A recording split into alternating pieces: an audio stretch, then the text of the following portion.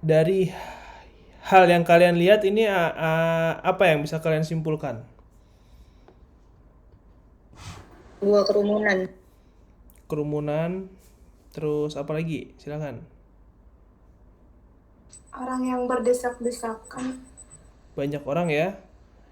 Namun di sini itu dijelaskan bahwa di agama itu dijelaskan bahwa manusia adalah makhluk yang paling sempurna itu ya. Kalau kalian lihat di sini banyak sekali manusianya.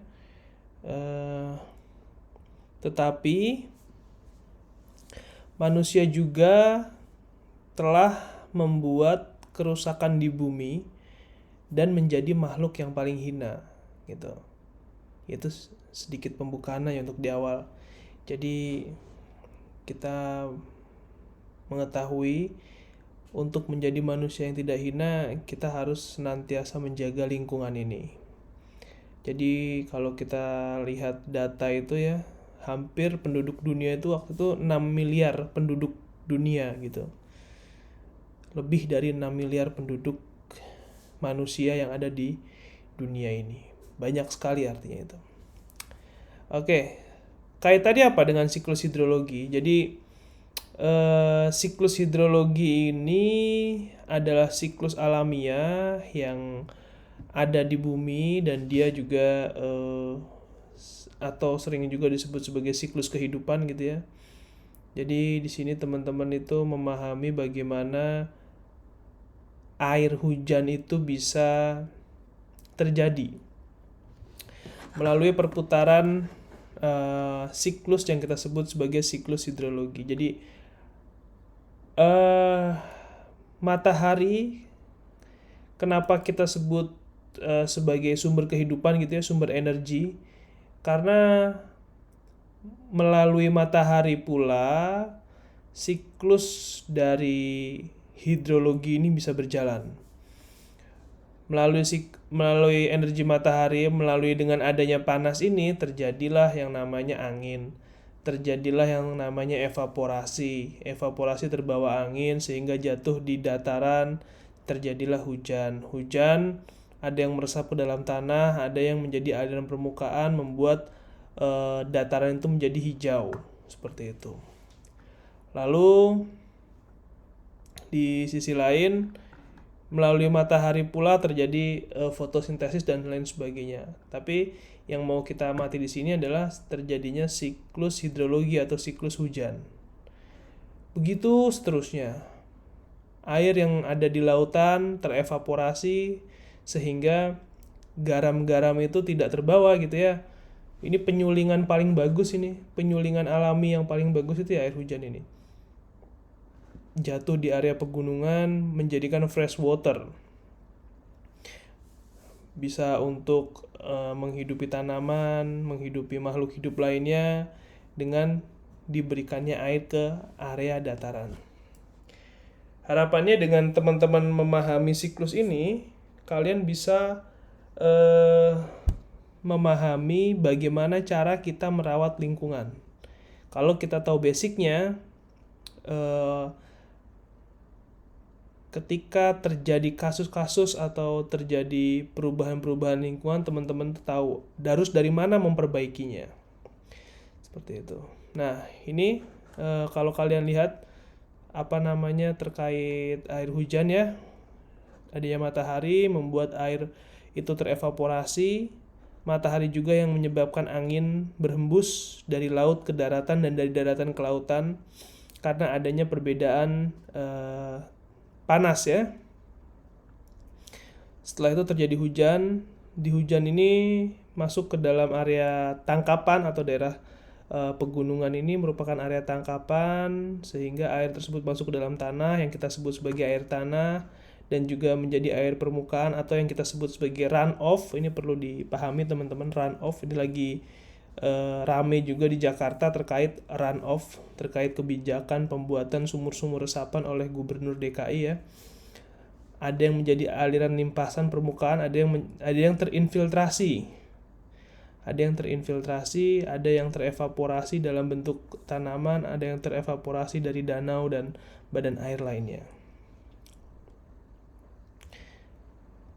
Nah, teman-teman di sini perlu diketahui air yang ada di bumi itu berapa sih? Ada yang tahu nggak jumlah air yang ada di bumi itu berapa?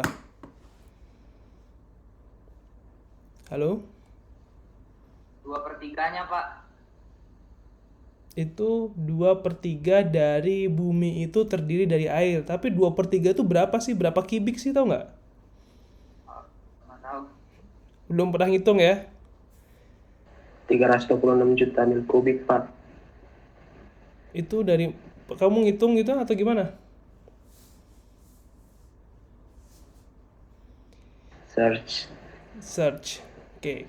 Jadi sejauh ini belum ada yang pasti mengetahui jumlah kubikasi air yang ada di bumi. Namun yang penting teman-teman ketahui, air yang ada di bumi itu 97,5%, ini pendekatan ya, bukan angka fix. 97,5% itu air yang ada di bumi merupakan air asin. Jadi di bumi ini banyak air, tapi airnya itu air laut, air asin.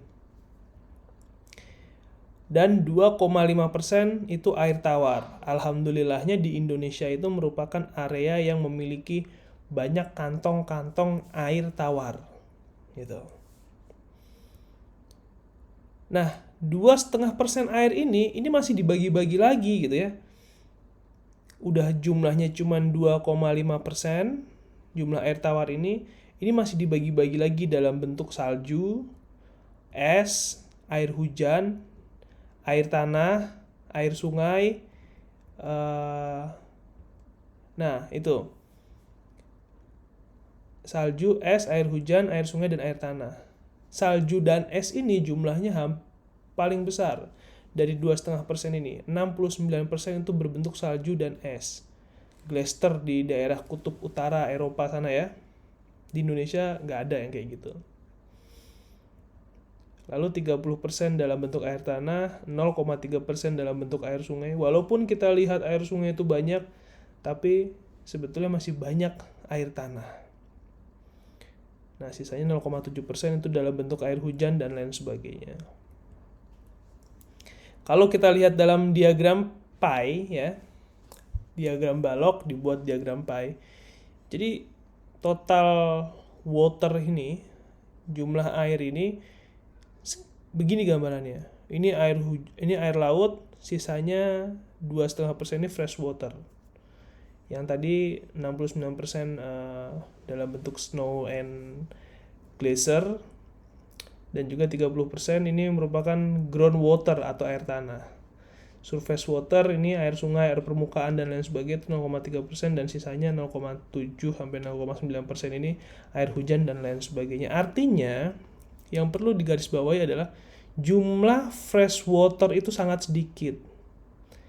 Fresh water itu sangat sedikit, oleh karenanya ketika hujan harusnya kita itu bisa menyimpan air semaksimal mungkin, bisa menyimpan air ketika musim hujan supaya kita tidak kekurangan, tidak kekeringan ketika musim kemarau. Gitu. Suatu daerah jika tidak bisa mengelola air itu terlihat. Ketika musim hujan dia kebanjiran, ketika musim kering dia kekeringan. Itu artinya suatu daerah tidak bisa mengelola air dengan baik. Harusnya musim hujan air itu kita tangkap, kita simpan ke dalam tanah. Ketika musim kemarau kita punya cadangan air tanah yang banyak. Seperti itu. Nah, ini tadi gambarannya ya, volume air ya, saya juga nggak bisa pastikan itu berapa meter kubik air yang ada di bumi ini. Nah, ini kita kembali ke siklus hidrologi. Jadi, teman-teman perlu diketahui bahwasannya di dalam tanah itu juga ada aliran air tanah gitu. Seperti ini evaporasi, terevaporasi jadi awan, terbentuk ke bawah angin ya. Di titik kumpul, kenapa kok sering terjadi hujan di daerah pegunungan? Misalkan kalau kalian lihat daerah Bogor itu, kenapa nggak musim hujan kok tetap hujan? Sampai dikasih nama kota hujan. Ya karena memang area tersebut adalah dataran tinggi di mana tempat bertemunya titik tempat bertemunya awan sehingga membentuk titik hujan. Ketika tidak musim hujan pun dia tetap terjadi hujan. Ini yang kita sebut sebagai area tangkapan atau catchment area. Catchment area. Nah, di situ di catchment area itu terbentuklah siklus diteruskan dari siklus hidrologi tadi ya, dituangkan di area pegunungan tadi. Di sini ada proses recharge. Recharge ini dia mengisi air tanah gitu. Jadi air tanah itu terisi. Jadi di bawah tanah kita itu bukan semuanya batuan, tapi juga ada lapisan air tanah. Ada dam atau bendungan ya. Terus ada air permukaan. Di sini juga terjadi evaporasi. Terus juga ada lagon dan lain sebagainya. Itu adalah suatu siklus ya. Siklus dari hidrologi. Ini freshwater and seawater interface. Di sini ada perbatasan antara air hujan dan juga air freshwater dengan air laut, area buffer ya di sini. Itu juga batasan dari air freshwater dengan air asin. Kurang lebih siklus hidrologi seperti itu gambarannya. Nah, ini ada penguapan atau evaporasi adalah proses perubahan molekul di dalam keadaan cair, contohnya air dengan spontan menjadi gas, contohnya uap air. Proses ini adalah kebalikan dari kondensasi. Umumnya penguapan dapat dilihat dari lenyapnya cairan secara berangsur-angsur ketika terpapar pada gas dengan volume yang signifikan. Itu evaporasi terevaporasi gitu ya. Lalu ada juga yang kita sebut sebagai infiltrasi, adalah aliran air ke dalam tanah melalui permukaan tanah itu sendiri. Di dalam tanah, air mengalir ke arah pinggir sebagai aliran perantara menuju mata air, danau, dan sungai, atau secara vertikal yang dikenal dengan penyaringan menuju air tanah. Jadi di bawah lapisan tanah kita itu bukan semuanya tanah, namun juga ada lapisan air. Oleh karenanya itu ada sumur gali gitu ya, atau sumur air tanah itu juga ada. Ini kondensasi atau pengembunan adalah perubahan wujud benda ke wujud yang lebih padat seperti gas atau uap menjadi cairan. Jadi evaporasi itu kebalikan dari kondensasi ini ya. Kalau evaporasi itu dari bentuk cair, dia membentuk gas atau uap, sedangkan kondensasi ini dari gabungan uap gitu menjadi cairan, terkondensasi. Nah, secara umum, secara garis besar tadi siklus hidrologi tadi dari terjadinya hujan tadi dia akan masuk ke area recharge. Oleh karenanya mungkin teman-teman juga pernah mengetahui daerah konservasi atau daerah-daerah yang menjadi area tangkapan air hujan. Biasanya area-area ini, recharge area ini, daerah konservasi, nggak boleh dibangun, nggak boleh dijadikan pemukiman dan lain sebagainya, karena ini merupakan area recharge, daerah konservasi, daerah penyangga. Nah, itu biasanya harus sebanyak mungkin area terbukanya untuk memasukkan air ke dalam tanah. Karena kalau kita lihat dari samping ya, recharge area ini tempat jadinya area yang memiliki intensitas curah hujan yang tinggi. Di sini memiliki area intensitas curah hujan yang tinggi, dia akan membentuk aquifer. Aquifer ini yang disebut sebagai aliran air di bawah tanah. Nah, aquifer ini ketika kita membuat sumur bor, itu biasanya menembus ke aquifer ini. Itu diambil air dari aquifer tersebut. Nah, ada juga flowing artesian well. Jadi aquifer ini tertekan sehingga mengeluarkan air, itu juga bisa mengakibatkan air itu keluar dari aquifer. Atau spring, artesian spring, mata air. Biasanya dia berada di tekuk-tekuk lereng ya, sehingga aquifer ini keluar dengan sendirinya, atau yang kita sebut sebagai mata air. Gitu. Jadi paradigmanya itu gini, kalau mata air itu selalu air yang bersih itu belum tentu. Ketika terjadi di sini mata air, ada di sini pemukiman yang sangat padat dan mencemari air tanah, bisa saja ini air tanah terkontaminasi. Jadi belum tentu mata air itu air yang bersih. Tergantung lokasinya, dia di area mana, area recharge atau di area bawah. Kalau di area bawah ini bisa jadi terkontaminasi. Kalau di sini kan mungkin belum terlalu banyak kontaminan sehingga kemungkinan kualitasnya lebih baik.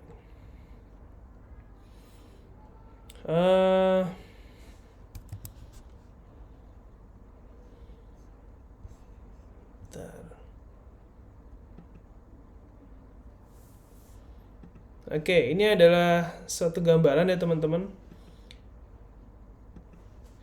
di mana suatu area itu sudah